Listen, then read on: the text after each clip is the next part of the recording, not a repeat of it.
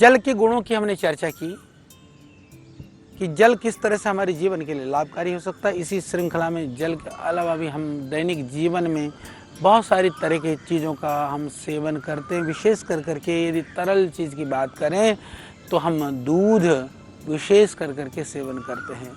और दूध को लेकर के बहुत तरह की जिज्ञासाएं भी हो सकती हैं, भ्रांतियां भी हो सकता है। कई लोग ऐसे हैं जो कहते हैं कि दूध जो है वह बहुत ही लाभकारी तत्व है। कई लोग कहते हैं कि दूध तो बचपन में पीना चाहिए, बाद में दूध नहीं पीना चाहिए। कई लोग कहते हैं A2 A1 मिल्क के भी अभी आपने कहानी सुनी होगी। A1 मिल्क बहुत ही हानिकारक हो सकता है, वो कार्सोजेनिक भी हो सकता है। A2 मिल्क बहुत ही लाभकारी हो सकता है। हम लोग फिर कहते हैं देसी गाय का जो दूध है वो बहुत ही लाभकारी होता है, जर्सी गाय का दूध तो बहुत ही नुकसानदायक होता है। इन सब विषयों में हम बात करेंगे, आपको बहुत सारी जानकारियाँ हम देंगे। परंतु कई बार क्या होता है कि इन के गुण और दोष की जानकारी न होने की वजह से बहुत सारी भ्रांतियाँ भी हो जाती हैं। बहुत सारे रोगों में हम पथ्य अपथ्य के रूप में इनका सेवन में नहीं कर पाते हैं। तो आज हम दूध की ही चर्चा करेंगे। हालांकि दूध को आयुर्वेद में यदि देखा जाए तो दूध को अमृत माना गया है। भारतवर्ष में भारतीय नस्ल की गायों को जो गाय का दूध है उसको सर्वोत्तम माना गया है। और जब अंग्रेज़ों के समय में लगभग 125 से ज़्यादा गायों की प्रजातियां हमारे देश में थीं, दुर्भाग्य से आज मुश्किल से लगभग 40 के लगभग प्रजातियां हैं। कुछ ऐसी भी प्रजातियां हैं जो अभी भी आइडेंटिफाइड नहीं हैं। तो हमको अपनी नस्लों की रक्षा भी करनी ज़रूरी है। यदि हम अपनी नस्ल यानी अपने नस्ल, अपनी पीढ़ी, अपनी मानवता को यदि बचाना चाहते हैं तो गायों की नस्ल को, गायों की प्रजाति को बचाना बहुत ज़रूरी है। क्योंकि गाय के दूध को बहुत ही सर्वोत्तम माना गया है। तो गाय का दूध कहने से आप ऐसा समझिए कि जो हमारे भारतीय नस्ल की जो गाय है उसका जो दूध है वो बहुत ही लाभकारी है। इसके बाद में कहा कि बकरी का दूध, क्योंकि ऐसा कहते हैं कि किसी से, महात्मा गांधी से किसी ने पूछा, ऐसा हमने सुना, उनसे पूछा कि बोले भी दूध सबसे बढ़िया दूध किसका दूध बढ़िया है। महात्मा गांधी ने कहा कि बढ़िया दूध तो बकरी का है। हालांकि वो बकरी का ही दूध पीते थे। तो किसी ने कहा कि बकरी का दूध क्यों बढ़िया है, तो उन्होंने कहा गाय का दूध बढ़िया नहीं है। तो कहते कि उन्होंने कहा कि गाय का दूध दूध नहीं, हो तो अमृत है। तो उसको दूध से भी बढ़ कर के माना गया है गाय के दूध को। तो बकरी के दूध को भी आरोग्य की दृष्टि से सर्वदोषहर माना गया है। और यदि दृष्टि से देखें तो भैंस के दूध को भी ठीक ही माना गया है। हमारे यहाँ भैंस का दूध भी काफ़ी पिया जाता है, पर जर्सी गाय का दूध को थोड़ा गुणकारी दृष्टि से भी कम लाभकारी माना गया है।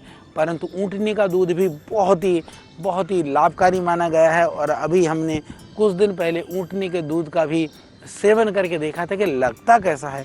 तो ऊँटनी का दूध में यदि दूध निकाल करके उसको यदि तुरंत गर्म ना किया जाए तो उसमें कीड़े पड़ जाते हैं। तुरंत गर्म करके भी आपको मीठा ज़्यादा मिलाएंगे तो वो खारा सा नमकीन सा होता है। पर अभी ये देखा गया है कि वो उसको बहुत बलवर्धक भी माना गया है। और डायबिटीज़ के पेशेंट के लिए, अर्थराइटिस के पेशेंट के लिए, कैंसर के पेशेंट के लिए भी बहुत लाभकारी माना गया है। हालांकि अभी ऊँटनी के दूध के ऊपर अभी बहुत रिसर्च करना बाकी है। इस तरह से सभी प्रकार के जो दूध होते हैं यदि रस की दृष्टि से देखें तो सबको मधुर रस युक्त माना गया है। और विपाक के अंदर में इनको मधुर, स्निग्ध, भारी, शीतवीर्य कह करके इनका वर्णन किया है। ये वात और पित्त शामक होते हैं, कफ को बढ़ाने वाले होते हैं। दूध कफ को जरूर बढ़ाता है, इसलिए जिसको ज़्यादा बलगम हो उनको दूध नहीं पीना चाहिए। यदि पी लें तो थोड़ी हल्दी डाल करके लेनी चाहिए, बाकी लोग ले सकते हैं। और इसको कहा दूध मेध्य है, बुद्धि को बढ़ाने वाला है। यदि ऐसा कहते हैं कि हमारे यहाँ तो हम लोग जब गुरुकुल में पढ़ते थे तो लोग कहते थे कि दूध पिएं तो गाय का दूध पिएं, भैंस का दूध नहीं पीना चाहिए। क्योंकि गाय का दूध पीने से देखो, गाय का दूध पीते ही जो बछड़ा है वो जो है एकदम पैदा होते ही एकदम कूदने फांदने लगता है। और बोले भैंस का दूध पीने वाला पाड्डा की तरह हो जाता है। पाड्डा भैंस जब बच्चा भी दे देती है तो कई घंटे तक वो पड़ा रहता है, सुस्त रहता है, वो बिल्कुल आलस्य में रहता है। तो कहा उसका उदाहरण दिया जाता था। हालांकि वो एकदम वैज्ञानिक तो नहीं, एक प्रचलन में एक समझ में आने वाली बात है कि गाय का दूध पी करके बछड़ा कैसे कूदता है, भैंस का दूध पी करके पाड़ा पड़ा रहता है। तो पड़े रहना है यानी कि भारीपन है, अविश्वंदी। आयुर्वेद में यही तो कह रहा है, वो ज़्यादा भारी होता है भैंस का दूध। भारी होने का लक्षण है, कटहटे को देख लो, कि गाय का दूध हल्का होता है, हल्का होने का गुण बछड़े में देख लो, तो बछड़ा या बछड़ी हो, कटड़ा हो, कटड़ी हो, आप उससे अंदाज़ा लगा सकते हैं। तो इसको कहा कि बुद्धि को बढ़ाने वाला है, तो कहा कि कटड़े की बुद्धि कम हो जाती है। कई बार आप देखोगे कि वो उसको जो भैंस को जो है ना, वो कहते हैं ना, कहने में भी हम कहते हैं कि वो भैंस के आगे बीन बजाना, बीन बजाने का मतलब ये है कि वो भैंस को कितना भी सुना लो तो उसके भैंस के दूध पी करके कहीं बीन ना बजानी पड़े। तो बुद्धि बढ़ाने के लिए भी बच्चों को सर्वोत्तम माना गया है कि गाय का दूध, गाय का घी का सेवन ज़्यादा कराइए। इसलिए बच्चों के लिए गाय की जो दूध और घी है, और वह भी शुद्ध भारतीय नस्ल की देसी गाय का घी दूध हो, तो बहुत ही अद्भुत है और वह पुष्टि देने वाला माना गया है, धातुओं को बढ़ाने वाला माना गया है। और ये रसायन कहा, ये रसायन है, अद्भुत है, क्योंकि ये ओज बढ़ाने वाले द्रव्य में भी इसके अंदर वो गुण पाए गए हैं। हमने जब सप्तरस के बाद में, रस रक्त आदि के बाद में हमने ओज की बात करी, ओज की चर्चा करी। ओज को बहुत ही जीवन के लिए बहुत ही अद्भुत माना गया है। उसको साधना के द्वारा, संयम के द्वारा, सदाचार के द्वारा जो है उसकी प्राप्ति होती है। तो ओज को बढ़ाना भी चाहते हो तो आप गाय के दूध के द्वारा यह ओज को बढ़ा सकते हैं, क्योंकि ये ओज को बढ़ाने वाला माना गया है। और दूध, सब तरह के दूध को जीवनीय शक्ति को बढ़ाने वाला माना गया है और कब्ज को दूर करने वाला माना गया है। पर ज़्यादा दूध पीते हैं तो कभी कभी किसी को कब्ज हो जाता है, परंतु ये रक्तस्राव को भी रोकता है और शरीर में स्निग्धता लाता है ये।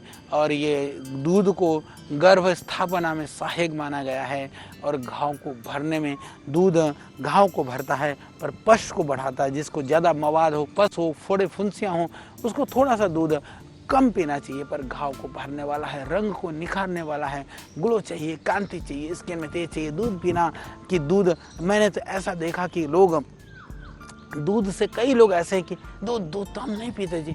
अरे पियो, दूध पीने की चीज़ है, खाने की चीज़ है। जो खाने पीने की चीज़ है उनको खाना पीना चाहिए। ये रंग को निखार लाएगा, स्वर की वृद्धि करेगा, जलन को शांत करेगा। ये अद्भुत है। चाहे वो टीबी की बीमारी हो, चाहे बुखार हो, चाहे वह अम्ल पित्त हो, हाइपर एसिडिटी हो, चाहे किसी तरह की पेट में अफारा हो, कब्ज हो या कमजोरी हो, जो बहुत ही सूखे सड़े, कमज़ोर और शिथिल है ना, दूध पीने से एकदम एनर्जी आती है, ऊर्जा आती है, बहुत ही लाभकारी है। और बुजुर्गों लोगों के लिए भी बुढ़ापे के अंदर जो अलग अलग तरह के जो विकार आते हैं ना, जो बीमारियां होती है, परेशानी होती है ना, उसमें भी ये दूध लाभ करता है। अभी हम दूध की सामान्य चर्चा कर रहे हैं, फिर हम अलग से गाय के दूध, भैंस के दूध, उन गुणों की भी हम बात करेंगे। तो मैं बताना चाहता हूँ कि दूध और घी, इसको समुचित मात्रा में लेना चाहिए। कई बार ऐसा होता है कि लोग सोचते हैं बहुत ही लाभकारी, गुणकारी है, तो बहुत ज़बरदस्ती ज़्यादा खा लेते हैं। ज़्यादा बिल्कुल मत लीजिएगा, घी भी ज़बरदस्ती ज़्यादा मत खाइएगा। एक तो वह द्रव्य जो है हम खाते हैं ज़्यादा, तो दूसरे के हिस्से को भी हम कहीं ना कहीं ख़राब कर लेते हैं। और जितना शरीर के लिए लाभकारी है, जितना हजम हो सके, जितना उसका पाचन हो सके, उतने का ही आप सेवन कर लेना। और सभी प्रकार के दूधों में, जैसे हमने कहा कि गाय के दूध को सर्वश्रेष्ठ माना गया है और भेड़ी के दूध को निकृष्ट माना गया है। ये आप समझिए कि दूध में आप कहेंगे कि जी सबसे निकृष्ट दूध क्या है, तो भेड़ी के दूध को आयुर्वेद की दृष्टि से निकृष्ट माना गया है। निकृष्ट का अर्थ होता है घटिया, तो ये आप इसको जानें। तो अब हम बात करते हैं गाय के दूध के लिए। आयुर्वेद शास्त्र में लिखा है अत्र गव्यम तु जीवनीयम रसायनम, कि यहाँ दूधों में जो है वो गव्यम, गाय के द्वारा जो प्राप्त होने वाला जो दूध है वह तो जीवनीय है, वो रसायन है। तो इसलिए आप समझिए, जैसे हमने कहा कि भारतीय प्रजाति की जो नस्ल है 40-45 लगभग पाई जाती हैं। हम ज़्यादा से ज़्यादा कहें, जिन जो अनआइडेंटिफाइड प्रजाति है उनको सब मिला मूल लें तो 50 से ज़्यादा नहीं जाने वाली हैं। उन गुणों की दृष्टि से देखें तो उन गायों में भी, भारतीय नस्ल की गायों में भी कई सारी गायों का, अलग अलग नस्ल की गायों का अलग अलग गुण होता है। वो बहुत विशेष, उसकी कभी चर्चा करेंगे, वो एक विशाल विशद चर्चा हो जाएगा। गिर गाय के अलग गुण हैं, थार पार करके अलग हैं, रेड सिंधी के अलग गुण हैं। आपका गिर है, थार पारकर है, रेड सिंधी है, साहिवाल है, हरियाणवी है, राजस्थानी है। इस तरह के जो अलग अलग गुण हैं, उनके अलग अलग गाय हैं, अलग अलग उनके दूधों के गुण माना गया है। इतना ही नहीं, सबसे बेहतरीन गायों का दूध माना गया है जो गाय, जो बद्री नस्ल की गाय जैसे हमारे पहाड़ में होती हैं और जंगल में चरती रहती हैं, जड़ी बूटियाँ खाती रहती हैं, वनस्पतियाँ खाती रहती हैं, उनको बहुत ही सर्वोत्तम माना गया, बहुत ही दिव्य माना गया। और अभी कभी आपको ना पहाड़ की गाय का दूध पीने का मिले और यदि उनका घी मिले तो कहना है कि आप देखना, हमारे पास भी उन गायों को हमने रखा है, हमारी भी एक गौशाला है पहाड़ पर, और हम देखते हैं कि अद्भुत है।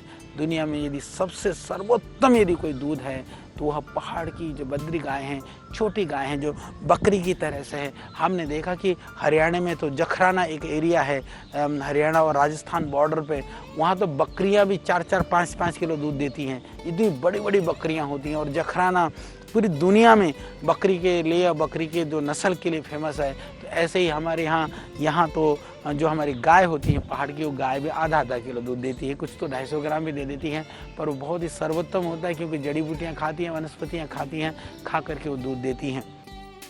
इस नस्ल की गायों को विश्व के अनेक देशों में कई जो है ये नस्ल पाई जाती हैं। जब ये भारतीय नस्ल वाली टाइप की गाय, आप कहेंगे कि भारत में ही होती हैं, कि जब मैं मेडागास्कर गया, मैंने देखा मेडागास्कर में बहुत सारी गाय भारतीय नस्ल की गाय, तो तबीयत खुश हो गई देख करके, बड़ा आनंद आया। कई देशों में ये नस्ल आज भी विद्यमान है। इसीलिए गुणवत्ता की दृष्टि से, सेहत की दृष्टि से इनसे बढ़ करके कुछ भी नहीं है। जैसे कि मैंने पहले ही बताया आपको कि किस तरह से गाय का दूध सभी दूधों में श्रेष्ठ माना गया है। ये जीवनी शक्ति को बढ़ाने वाला है। ये रसायन कहते हैं जो बुढ़ापे को रोके, बुढ़ापे की कुप्रभाव को दूर करे, बीमारी को होने से रोके।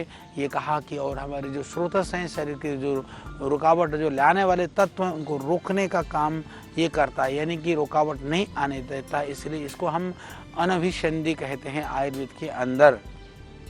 इसको बहुत ही मधुर माना गया है, स्निग्ध माना गया है, पर थोड़ा सा भारी भी माना गया है, और शीतल है, मेधा और बल को बढ़ाने वाला है। यह रेचक है, थोड़ा पेट को साफ करने वाला है, और इसको शतक्षीण कहा। शतक्षीण का अर्थ होता है, शत कहते हैं घाव को, क्षीण कहते हैं दुर्बलता को।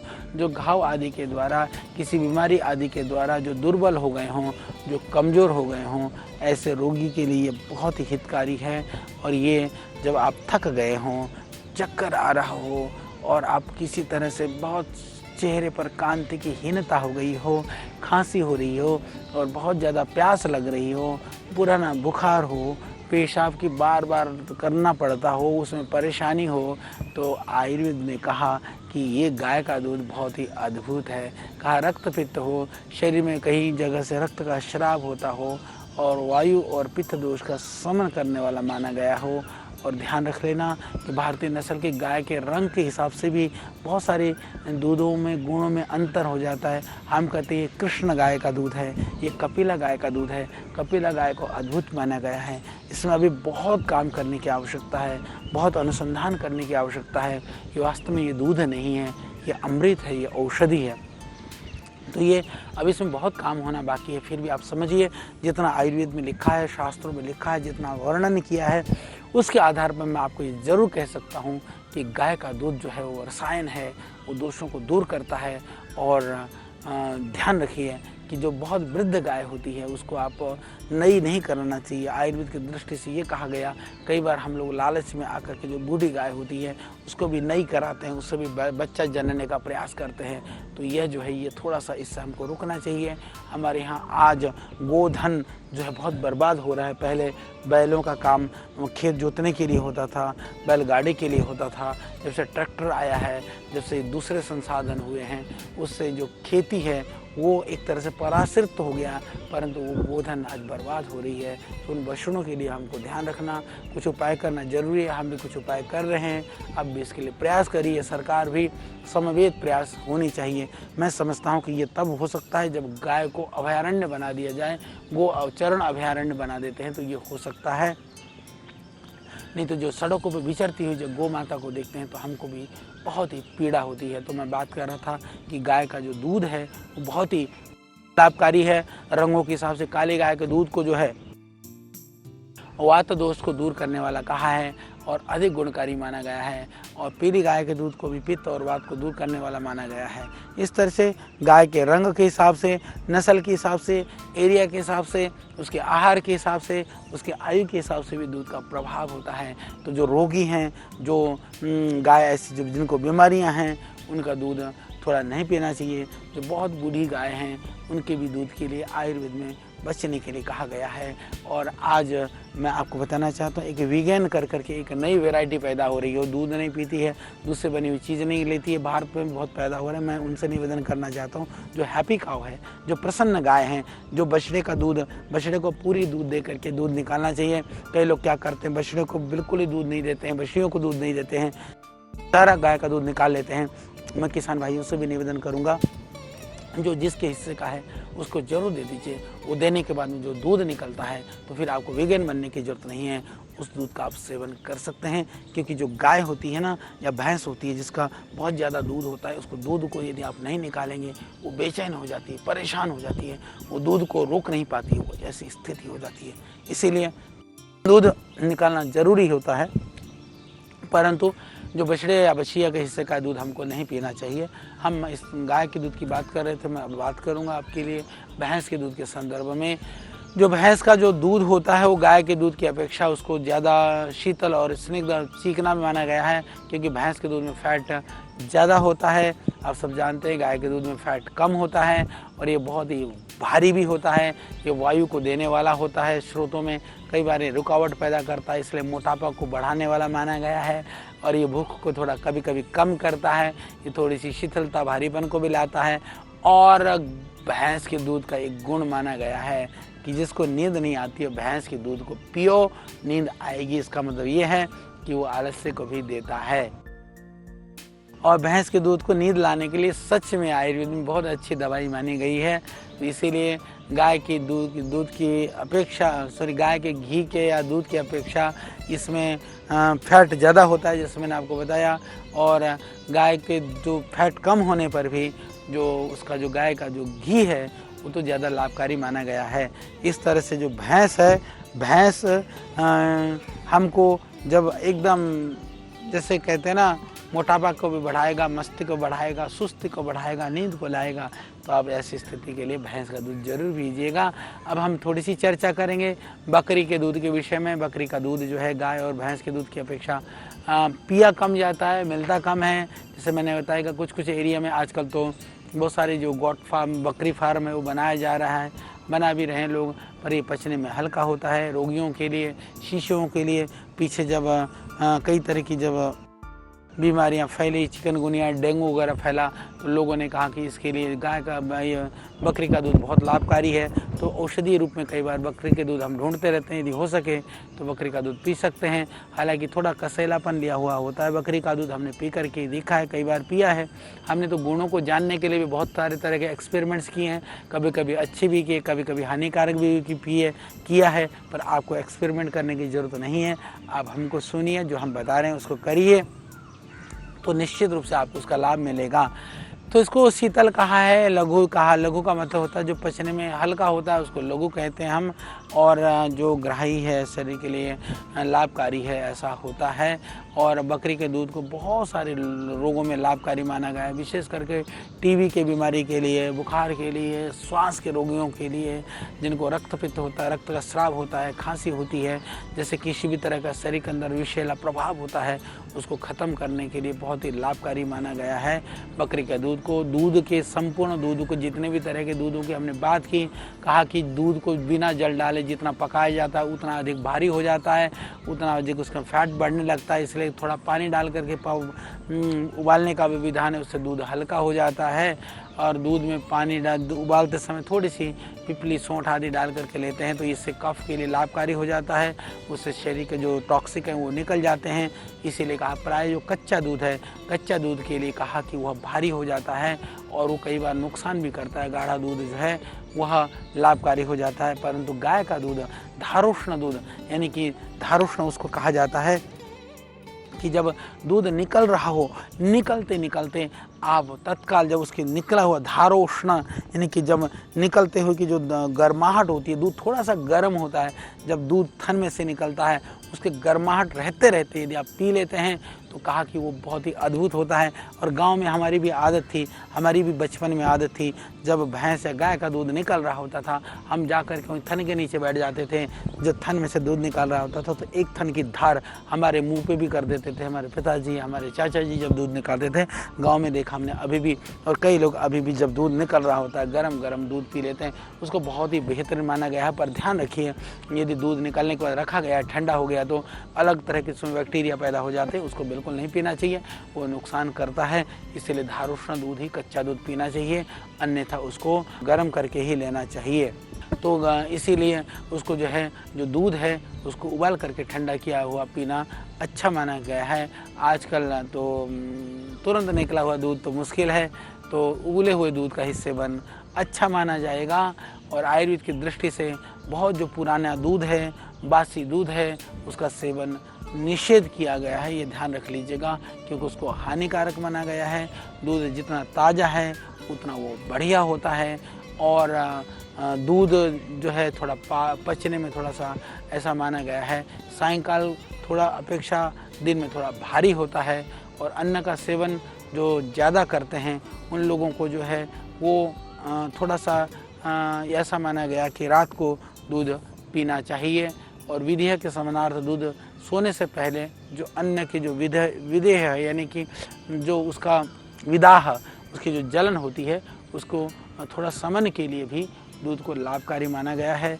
और दूध के साथ हम जानते हैं मलाई है, वो स्निग्ध होता है, वो वायु और पित्त को शांत करने वाला माना गया है। पर वो शुक्र को बढ़ाने वाला होता है, भारी होता है, कब्ज का वो कई बार आदमी को पचने में बहुत परेशान करता है। बात करेंगे कि जो जिसको पीयूष बोलते हैं, खीस बोलते हैं, जो पहला जो ब्याई हुई गाय का दूध होता है वो बहुत ही अद्भुत माना गया है। उसको कोलेस्ट्रम बोलते हैं लोग। आज कैप्सूल बिकते हैं, बहुत महंगे बिकते हैं। खीस तो बहुत अच्छी चीज़ है, कहीं मिल जाए, कहीं आपके आसपास में गाय ब्याह जाए, भैंस ब्याह जाए, यदि वो खीस को आप पीने की आदत डाली, यदि खीस को बना करके खाया जाता है तो बहुत ही अद्भुत होता है। खीस हमको बड़ा आनंदकारी और स्वादिष्ट भी होता है। तो कोलेस्ट्रम के नाम पर बहुत महंगे कैप्सूल बिकते हैं, क्योंकि इसके अंदर ज़बरदस्त प्रोटीन होता है।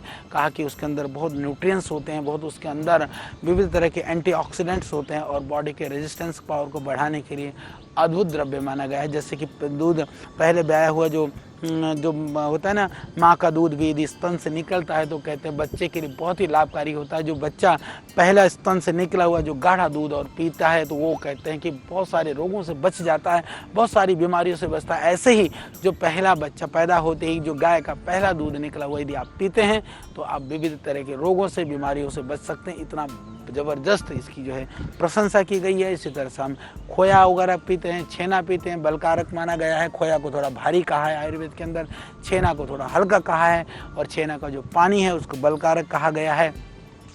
तो दूध को यदि विशेष बात करें तो इतना ही कहें कि दूध जितना बिना पानी डाले यदि उबालते हैं तो थोड़ा भारी हो जाता है, चिकना रहता है, पचने में भारी हो जाता है। इसलिए थोड़ा सा यदि आपका दूध हजम नहीं होता है तो पानी डाल करके दूध उबाल करके पिएं तो ये आपके लिए लाभकारी रहेगा। उबालते समय जैसे दूध के अंदर हमने कहा कि थोड़ा सा जो है उसको मुलेठी वगैरह, हल्दी वगैरह डाल करके कर सकते हैं आयुर्वेद की दृष्टि से।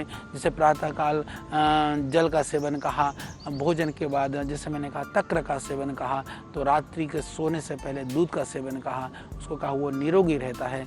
पर जिसको बहुत ज़्यादा एलर्जी है, परेशानी है, दूध हजम नहीं होता है, फिर भी मैं आपको निवेदन करूँगा आप थोड़ा दूध लीजिए, उसमें पानी मिला करके पीजिए, वो आपके लिए लाभकारी रहेगा। फटा हुआ दूध में गंध हो, स्मेल हो, या ये सब नहीं पीना चाहिए। जैसे हमने कहा कि दूध में नमक के साथ दूध नहीं, खट्टे पदार्थों के साथ दूध नहीं, इनसे हमको बचना चाहिए। इस तरह से आयुर्वेद के अंदर ये दूध का वर्णन किया है। दूध के विषय में मैंने आपको बहुत सारी जानकारियाँ देने का प्रयास किया, बहुत कुछ बताने का प्रयास किया, तो आपने ज़रूर उसको सुना होगा ध्यान से, उसका पालन करना, घर में इन चीज़ों को कराना। ये जो आयुर्वेद का दर्शन है, आयुर्वेद के ऋषियों का जो गूढ़ ज्ञान है, ये गूढ़ जो नॉलेज है, ज्ञान है, इसको लेकर के हम आपके बीच में होंगे और अगली कड़ी में अगली जानकारियों के साथ हम आपके साथ होंगे। तब तक के लिए आप मुझे दीजिए विदा। आपको मेरा प्रणाम, नमस्कार, ओम।